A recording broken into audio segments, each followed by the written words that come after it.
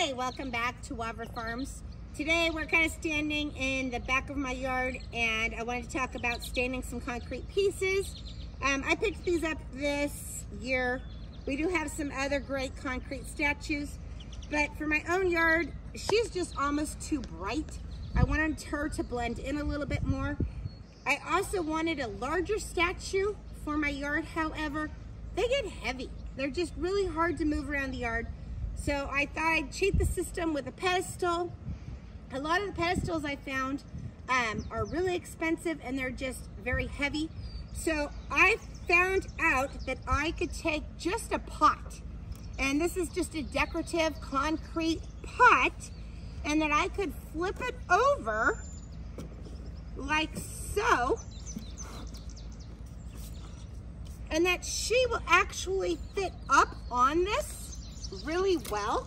Her base just sits just like so, and I can get the added height that I was wanting pretty easily without having to spend a whole lot. So I thought what I'd do is talk about our staining process. I did go look at some concrete stains and they were just really thick, almost like a paint. And I wanted to show more of her facial features. I didn't want to just goop her up, I guess you could say. So that's kind of what I decided to do. I did take time already and I stained the bottom piece. So this is the same pot in this, and as you can see, there's some darker spots, some lighter spots, and it's just gonna make really a nice kind of gently aged pedestal. So what I ended up doing was using, let me put her back where she's going to go on this other pot so you can see, and I can stain her a little bit on this pot actually. So that's kind of how she's going to sit. But the stain I ended up grabbing is actually like a wood stain. It's called Special Walnut. This is what I found.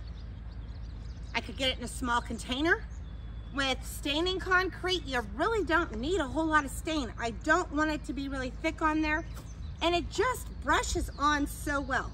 So this is kind of what I have found to work.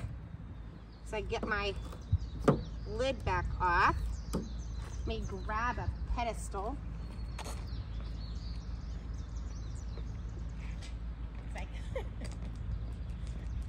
Had to find my can opener again. It's sealed shut on me. So it's just a really, really watery stain. But as you apply it, I'm just applying it with a quick brush. I can kind of get in there, get some of the nooks and crannies, and it just really gives her this beautiful look. And even like her face, if I plop some of that in there, it just makes her look a little more aged and not quite so vibrant. So this will lighten up a little bit as it dries. Like I said, we did do kind of a little test spot. So I'm really excited to try this with some of our other pieces, some of the chickens that we have. I think it's just going to give them a richer look.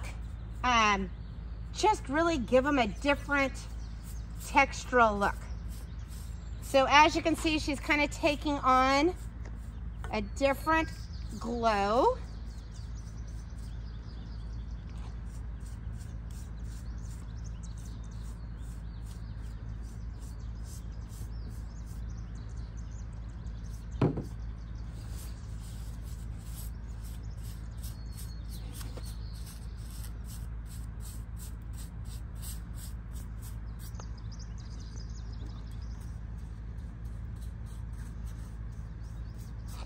Make sure that you put some gloves on. It is gonna get a little messy.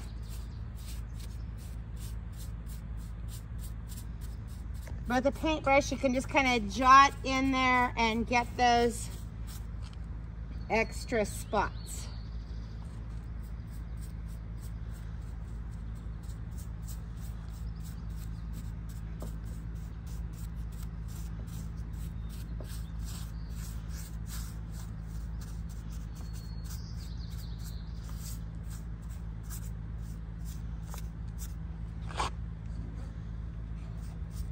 But this process just kind of gives her an aged look, like she's meant to be in my yard. Not that she's a new piece. Now with any stains, I mean, obviously it's best to try like a smaller spot or the back side, just to make sure that this is really the color that you want. And it's hard to know, you know, how each stain is going to affect your different pieces. But as you can see, she's already picking up a really nice patina, almost a little bit of a greeny look as it dries, but really just kind of a sweet little piece.